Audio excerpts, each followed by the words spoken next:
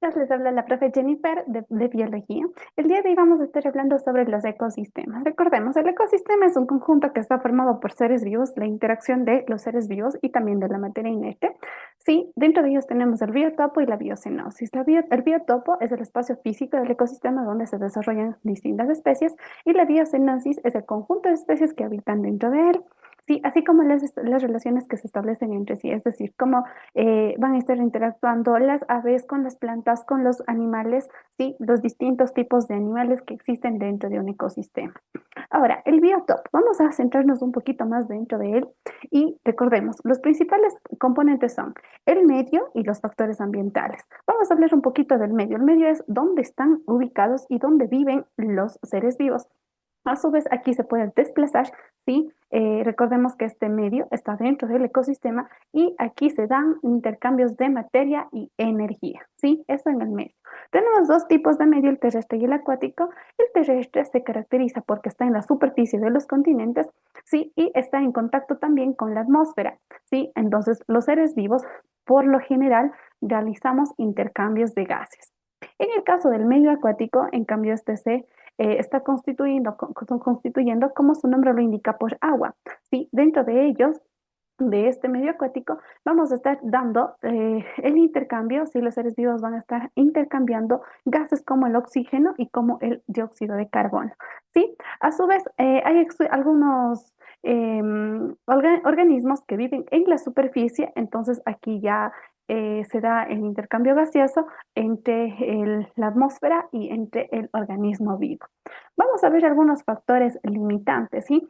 Los factores limitantes suelen ser el agua, sí que se puede escasear en muchas zonas dependiendo de las condiciones climáticas, cuando por ejemplo llega esta parte de la sequía, sí, el verano por lo general.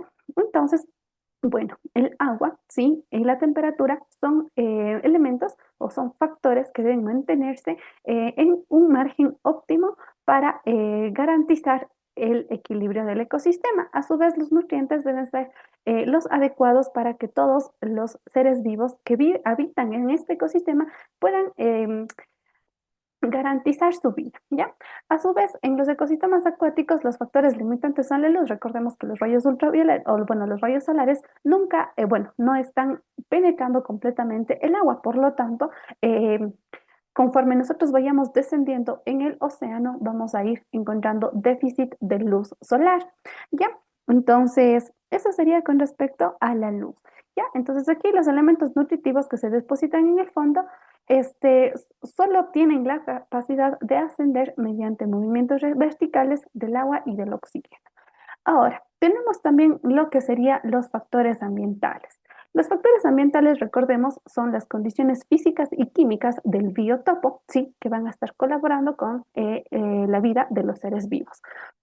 Ahora, la luz. La luz, recordemos, condiciona netamente la proliferación de organismos fotosintéticos, ¿sí? Entonces, recordemos que, obviamente, si es que existe una elevada intensidad luminosa, esta está favoreciendo netamente al crecimiento de las algas en el ecosistema acuático, lo que garantiza mayor producción de oxígeno y, a su vez, alimento para los peces.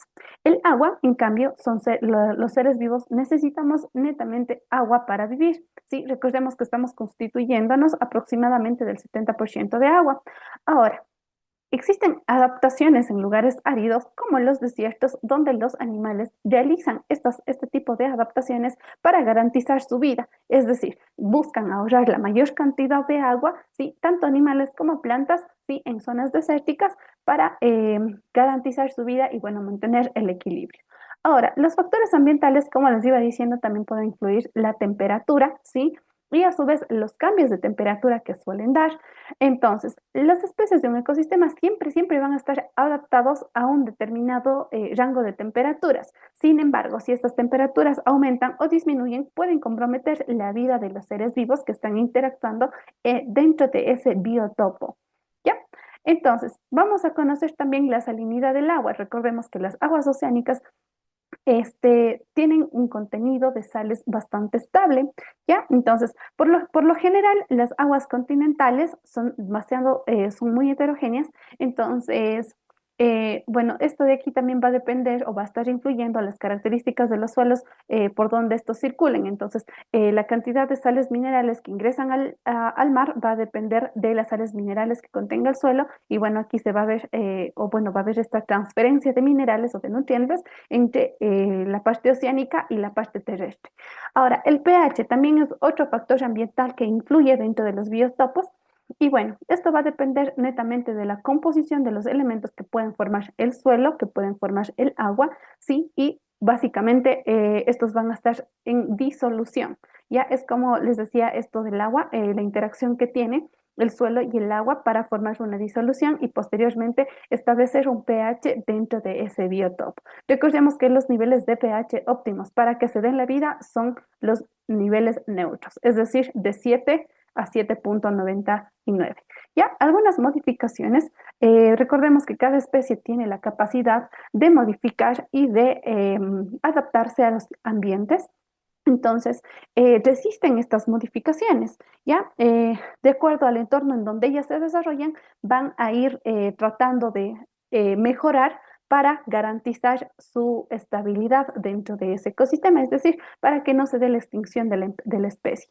Ahora, pueden adaptarse, pero también pueden establecer límites de tolerancia, ¿sí? Entonces, no siempre vamos a estar adaptándonos.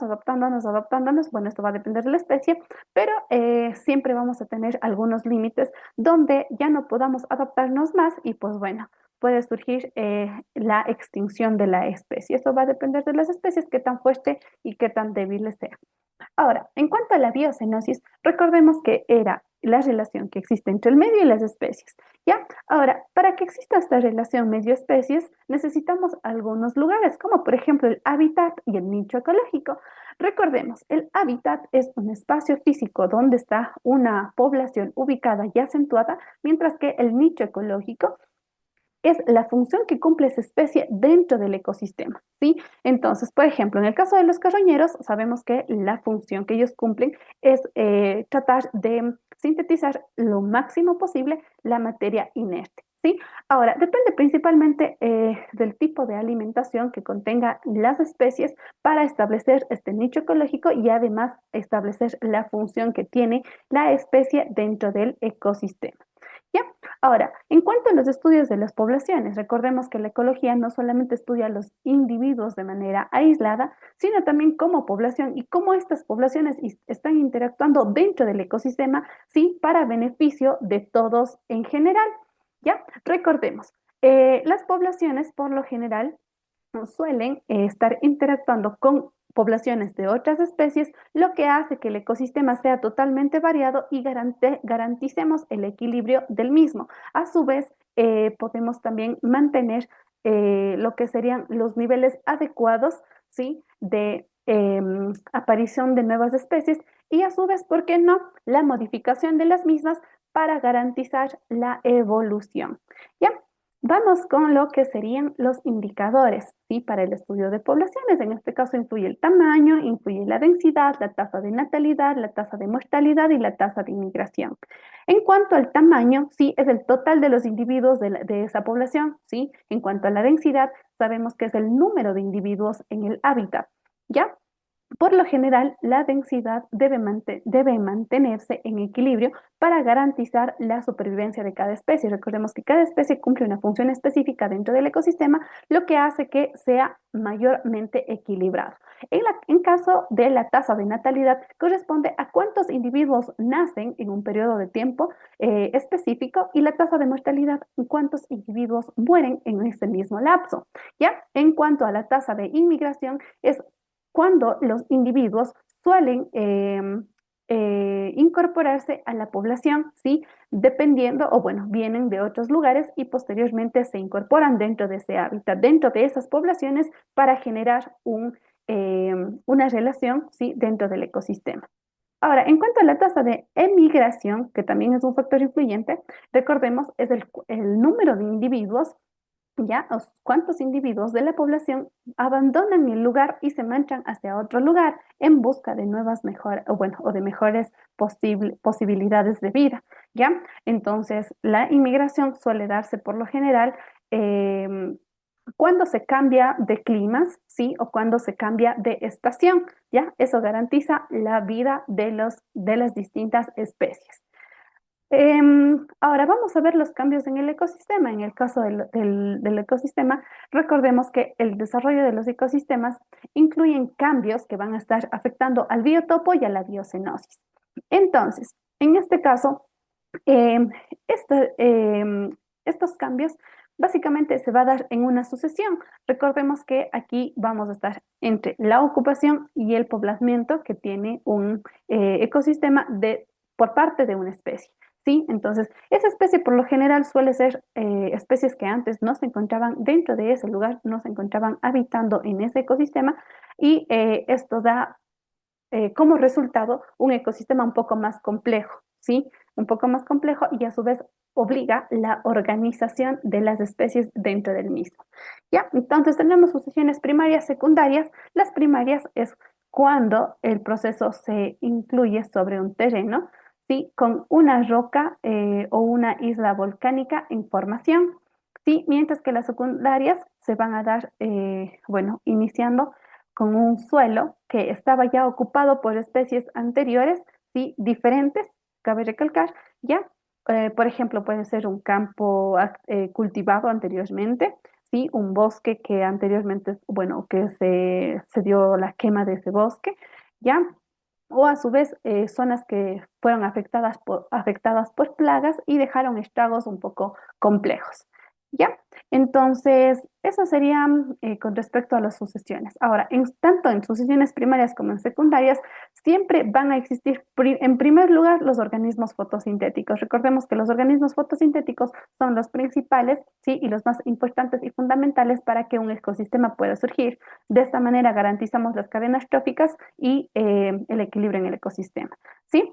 Entonces, básicamente, los organismos autótrofos son los pioneros.